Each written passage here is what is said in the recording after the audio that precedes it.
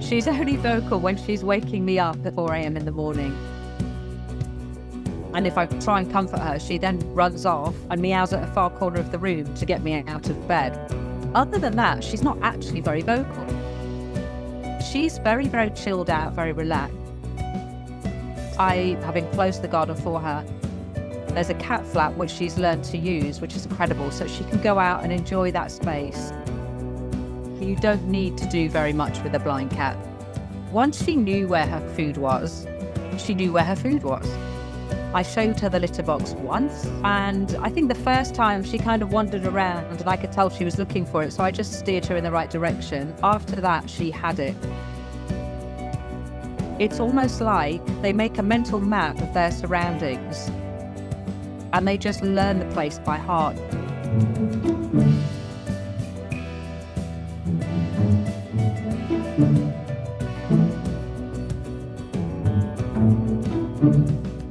Back then I was in a smaller flat, and since I've moved into a much bigger house, the day that she was out, she had mapped it out. She did spend a while pacing around to really get a feel for the place, but it didn't take her very long to actually get a whole map of the place and walk around confidently.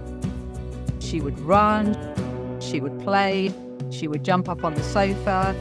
She eventually found her way up onto the table. She almost looks like a stuffed toy, the blind cat, and I've had her now for 10 years. When I first got her home, she was a little bit nervous, a little bit apprehensive, but still had that kind of confident streak. And I put her in a single room with everything that she needed: toys, litter box, food, water, beds, everything like that. And I just let her decompress in that room for a while, because that's the best thing you can do, is let them explore in their own time.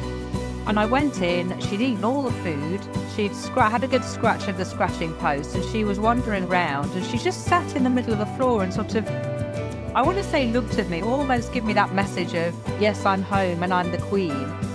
And I was really, really nervous about introducing her to my cat Luna. I had her in a separate room for about 3 days. And then I let her wander around the apartment while Luna was in her room. And what really amazed me was how quickly they bonded.